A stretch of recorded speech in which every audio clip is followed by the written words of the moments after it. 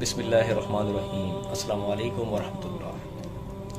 میں وقاص بلوچ حاضر ہوا ہوں ایک دفعہ پھر سے دوستوں و ساتھیوں کے بے حد اصرار پہ ایک نئی ویڈیو کے ساتھ۔ جیسا کہ آپ کو پتہ ہوگا میں ایک نرسنگ آفیسر ہوں، تو میں نے اپنی لائف کی سب سے زیادہ ڈیوٹیز جو کی ہیں وہ آئی سی یو سے ریلیٹڈ کی ہیں۔ تو میں نے اپنی زندگی کی سب سے طویل ترین سی پی آر جو کی ہے آئی سی یو میں کراچی کے کسی ہاسپٹل میں، وہ 2.5 گھنٹے پر مشتمل تھی۔ اس وقت میں اور میری ٹیم لگاتار اس کو سی پی آر کرتے رہے، کئی سائیکلز گھماتے رہے، رن کرتے رہے، اس کے باوجود وہ پیشنٹ ریورٹ نہیں ہو سکا۔ اور کبھی ایسا ہوتا ہے کہ 2 منٹ کا سی پی آر ہم رن کرتے ہیں اور پیشنٹ ریورٹ ہو جاتا ہے۔ تو بے شک یہ رب کی طرف سے ہے، جتنی گھڑیاں اور جتنے سیکنڈز اس کی لائف کے لکھی ہوتی ہے اللہ کی طرف سے، تو وہ اس کو مل کر ہی رہیں گے۔ اور ہم سی پی آر کیوں دیتے ہیں؟ سب سے پہلے ہمیں جاننا ہے کہ سی پی آر کیوں دیتے ہیں اور کیوں ضروری ہے۔ سڈن ہارٹ سٹاپ ہو جاتا ہے، حرکت قلب اچانک سے بند ہو جاتا ہے، جس سے خون کی سپلائی رک جاتی ہے، جو آکسیجنیٹڈ بلڈ ہے وہ رک جاتی ہے، اور دماغ کو جو آکسیجن والی بلڈ ہے آکسیجن نہیں مل پاتا۔ کچھ اسٹڈیز کہتے ہیں 6 منٹ کے دوران، کچھ کہتے ہیں 8 منٹ اور کچھ 10 منٹ کا کہتے ہیں۔ اگر اس دورانیے میں دماغ کو خون کی سپلائی بند ہو گئی، نہیں ملا، تو برین ڈیتھ ہو جاتی ہے، جس سے پھر پیشنٹ کا سروائیو ہونا مشکل اور بلکہ 100% ناممکن ہے۔ اس لیے ہم سی پی آر کرتے ہیں، اور سی پی آر میں ہم یہ کرتے ہیں کہ اس کو 30 کمپریشن دیتے ہیں اور 2 بریتھ دیتے ہیں۔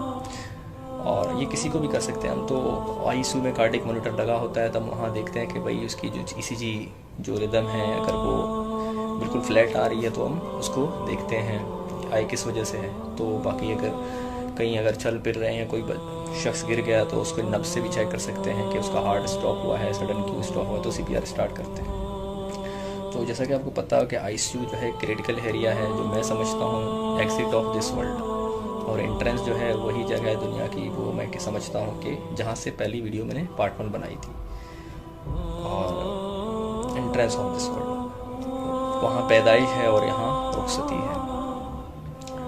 اور یہ جو دورانیہ ہے، آئی سی یو جو ہے کریٹیکل ایریا ہے بالکل، اور آئی سی یو میں اکثر و بیشتر جو پیشنٹ بالکل سک ہوتے ہیں اس کو شفٹ کرتے ہیں، جو آخری سانس لے رہے ہوتے ہیں۔ قرآن کریم میں اللہ تعالیٰ فرماتے ہیں سورہ واقعہ کے اندر آیت نمبر 83 to 87 کہ پھر جب جان حلق تک آ پہنچتی ہے تم اس وقت کی حالت کو دیکھا کرتے ہو، اب مرنے والے کے تم سے بھی زیادہ قریب ہوتے ہیں پر تم کو نظر نہیں آتے۔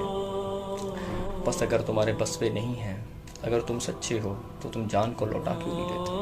بالکل اگر سچے ہو، بے شک جو ہے جان رب کی امانت ہے، جان حلق تک اس وقت پہنچی ہوتی ہے، پر ہمیں اگر اللہ کہہ رہا ہے نا تمہیں نظر نہیں آتا، جان حلق تک اس ٹائم ہوتی ہے نا، وہی وہ گھڑی ہوتی ہے۔ کہتے ہیں کہ دنیا کی جو آنکھیں بند ہوتی ہیں نا، تو اصل روشنی وہیں آتی ہے، شروع ہوتی ہے۔ تو دنیا میں آپ اپنے جو اس ایام میں، اس دوران، اس وقت، اس گھڑی میں آپ اپنے ان آنکھوں سے ہی فرشتوں اور شیاطین کو دیکھو گے۔ سب سے بڑی آزمائش یہی ہوگی۔ کہتے ہیں نا 4 مہینے کا جب بچہ ہوتا ہے تو روح اللہ رب العزت فرشتے کے ذریعے ڈال دیتے ہیں ماں کے پیٹ میں۔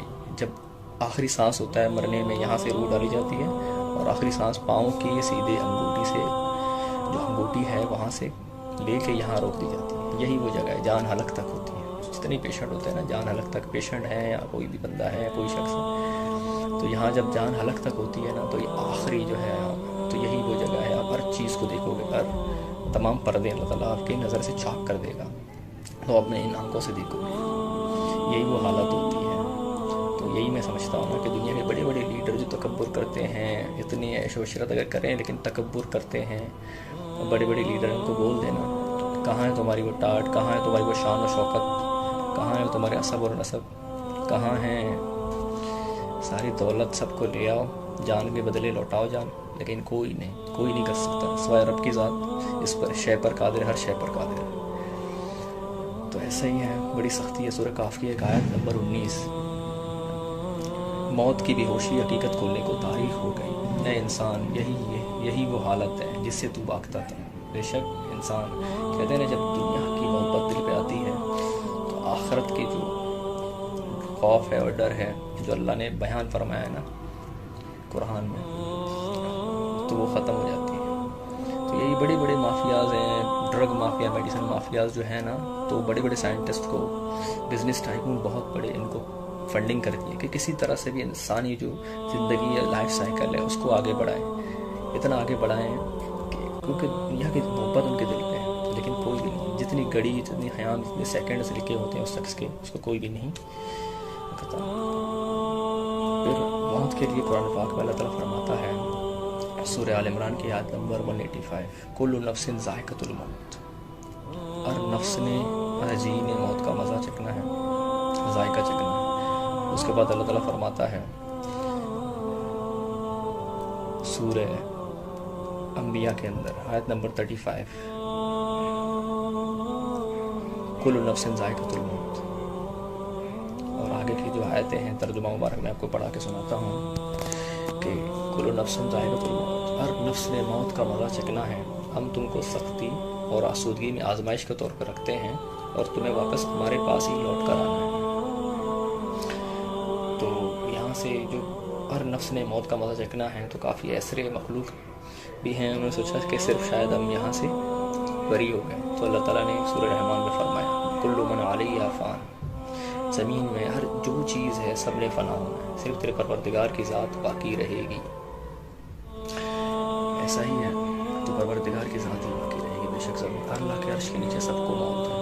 پھر سورہ تکویر کی آیت مبارک کا ترجمہ ہے، جب سورج لپیٹ لیا جائے گا، جب تارے بے نور ہو جائیں گے، جب پہاڑ چلائے جائیں گے، جب بہانے والی موٹیاں یوں چھوڑ دی جائیں گی، جب سمندر آگ لگ جائے گی سمندروں میں، جب وحشی جانور جمع کیے جائیں گے، جب روحیں جسموں سے ملا دی جائیں گی، جب اس بچی سے زندہ دفنا دی گئی اس سے پوچھا جائے گا کہ وہ کس گناہ کے سبب قتل کرتی ہے، جب اعمال کے دفتر کھولے جائیں گے تو اس وقت ہر شخص جان لے گا کہ وہ کیا لے کر آیا ہے، بس میں ان ستاروں کی قسم کھاتا ہوں جو پیچھے ہٹ جاتے ہیں اور سیر کرتے ہوئے غائب ہو جاتے ہیں۔ بے شک رب کے ذات کی بہت سورہ کی آیتیں بڑی سخت ہیں، قیامت کے بارے میں جو فرما رہے ہیں۔ تو یہ ہے زندگی کا ایک چھوٹا سا حصہ۔